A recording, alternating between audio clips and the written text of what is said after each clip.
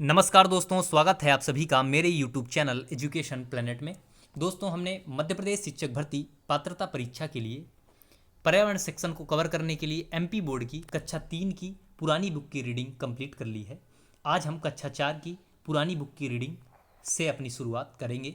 दोस्तों, इस बुक की रीडिंग की शुरुआत करने से पहले मैं आप लोगों को एक सुझाव देना चाहूँगा कि आप लोग कक्षा 3 की बुक की एक बार रीडिंग अवश्य कर लें, क्योंकि जो चैप्टर कक्षा 3 में हमने पढ़े थे उन्हीं चैप्टरों का आगे का विस्तार कक्षा 4 में बताया गया है, जिससे हमें इस बुक को समझने में आसानी होगी। तो आइए हम अपना समय न गंवाते हुए कक्षा 4 की इस बुक की रीडिंग की शुरुआत इसके पहले अध्याय से करते हैं, जिसका नाम आप अपनी स्क्रीन के ऊपर देख पा रहे होंगे, जिसका नाम है हमारे आस पास।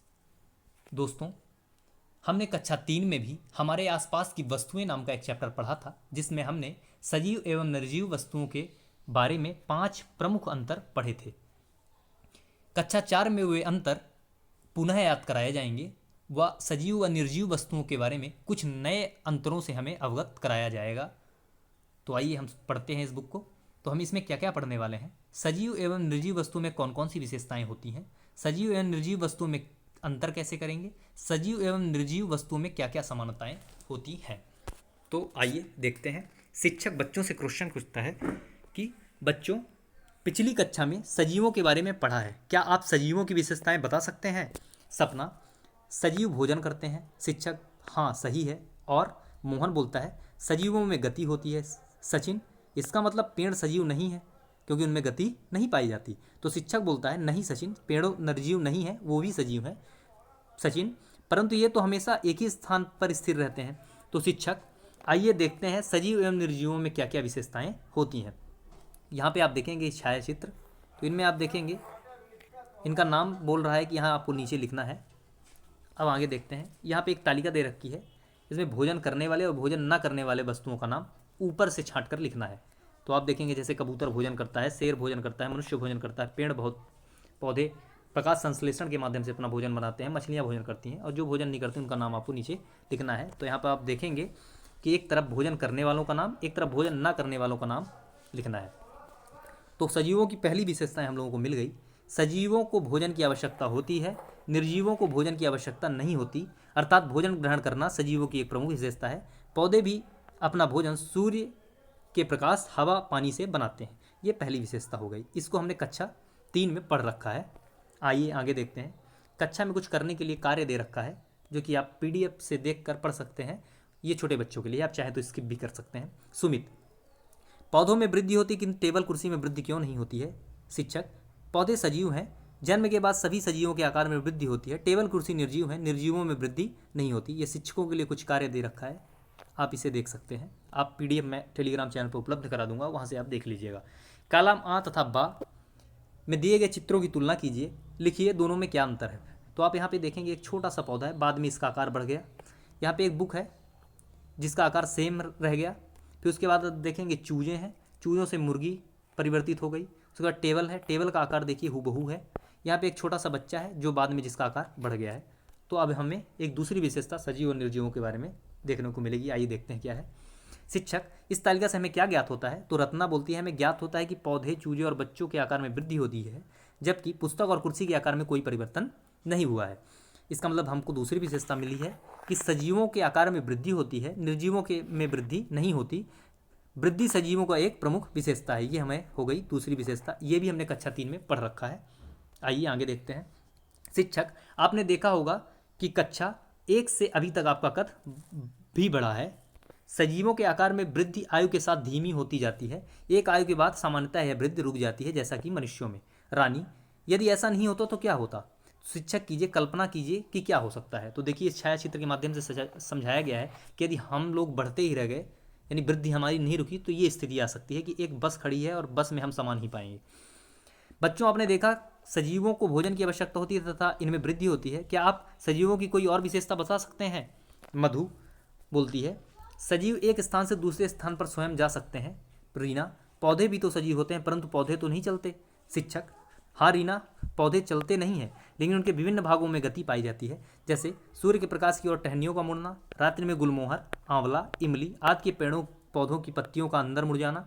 छुई मुई पौधों को स्पर्श करने पर उसकी पत्तियों का बंद हो जाना तथा कुछ समय बाद फिर से पूर्व अवस्था में आ जाना, कलियों से फूलों का खिलना, जड़ों का भूमि और पानी की ओर बढ़ना, ये सभी मूवमेंट होती हैं जो कि एक पौधे में पाई जाती हैं। इससे हम बता सकते हैं कि सजीवों में गति पाई जाती है। ये एक तीसरी विशेषता है कि सजीवों में गति पाई जाती है, निर्जीवों में गति नहीं पाई जाती। गति सजीवों की एक प्रमुख विशेषता है। ये भी हमने कक्षा 3 में पढ़ रखा है। आगे देखते हैं शिक्षक ममता। शिक्षक आप अपनी नाक पर थोड़ी देर के लिए हाथ रखकर देखें क्या होगा। तो ममता बोलती है हम सांस नहीं ले पाएंगे, हमें घबराहट होगी। शिक्षक शाबाश, आपने सही कहा, सभी सजीव सांस लेते हैं, पेड़ पौधे भी सांस लेते हैं। पौधों की पत्तियों में छोटे छोटे छिद्र होते हैं जिनके द्वारा वे सांस लेते हैं, निर्जीव सांस नहीं लेते। ये हमें चौथी विशेषता प्राप्त हुई जो कि हमने पूर्व कक्षा यानी कक्षा 3 में इसे भी पढ़ रखा है। जिन्हें सांस लेने की आवश्यकता होती है वे सजीव कहलाते हैं, निर्जीवों को सांस लेने की आवश्यकता नहीं होती, अर्थात सांस लेना सजीवों की एक प्रमुख विशेषता है। अब बताइए, एक छोटा सा क्वेश्चन दे रखा है, मैं रेल इंजन हूँ, कोयले डीजल के रूप में भोजन करता हूँ, डिब्बे जोड़ने पर मेरी लंबाई भी बढ़ती है, धुएं के रूप में सांस भी छोड़ता हूँ, बताइए क्या मैं सजीव हूँ, यदि नहीं तो क्या। तो इसका एक सिंपल सा ऑब्वियस सी बात है, एक निर्जीव है, क्योंकि इसके जो भी कार्य हो रहे हैं वो मनुष्यों द्वारा किए जाते हैं, ना कि वो खुद करती है रेल, अतः यह निर्जीव है। शिक्षक यहाँ आप चित्रों को देखकर बताइए क्या हो रहा है। तो इस दोनों छाया चित्रों को अगर जो हम देखें तो देखेंगे एक छोटा सा पौधा है जो बड़े पौधे में परिवर्तित हो गया, अंडे से चूजा, चूजे से मुर्गी बनती है, जहाँ पे गाय बछड़े को जन्म देती है, यहाँ पे मनुष्य का प्रोडक्शन होता है, उत्पादन होता है। तो देखेंगे आप शेफाली नाम की लड़की दोनों चित्रों को बोलकर बताती है। चित्र में हमें मुर्गी, गाय, महिला, पुरुष एवं उनकी लड़की दिखाई दे रही है तथा एक वृक्ष एवं उसके समान ही छोटा पौधा भी दिखाई दे रहा है। शिक्षक सजीवों में पाई जाने वाली एक प्रमुख विशेषता उनकी प्रजनन क्षमता है। जैसे मुर्गी अंडे देती है, उससे चूजे निकलते हैं, मनुष्य शिशु को जन्म देता है, पेड़ पौधे बीजों के द्वारा नए पौधों को जन्म देते हैं। आपने देखा सजीव अपने समान उत्पन्न करने की विशेषता रखते हैं। क्या कुर्सी भी दूसरी कुर्सी को जन्म देती है?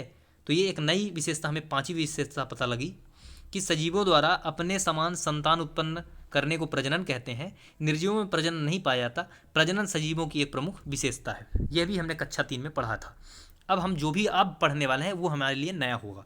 स्वाति हमें कांटा चुभने पर दर्द होता है, क्या टेबल कुर्सी को भी दर्द होता है? शिक्षक नहीं स्वाति, निर्जीवों में संवेदना नहीं होती, संवेदना तो सजीवों में पाई जाती है, तभी तो हमें ठंड गर्मी आदि का अनुभव होता है।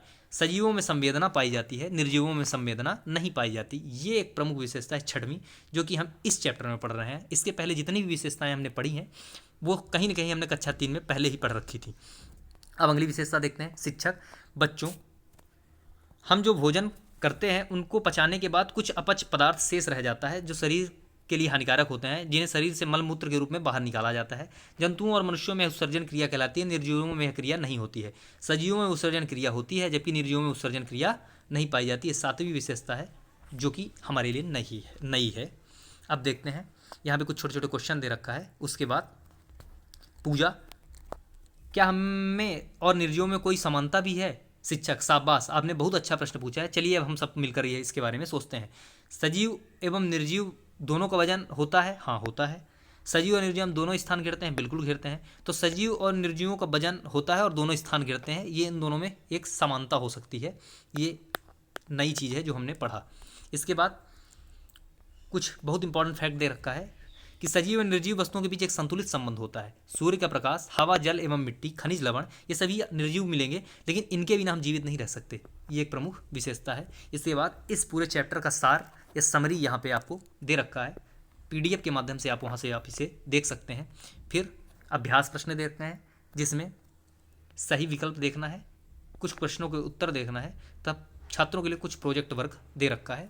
दोस्तों इस तरह से इस अध्याय की रीडिंग हमने कंप्लीट कर ली है। अगर यह छोटी सी मेहनत आप लोगों को पसंद आए तो चैनल को सब्सक्राइब, वीडियो को लाइक एवं शेयर करना ना भूलें। बहुत बहुत धन्यवाद दोस्तों।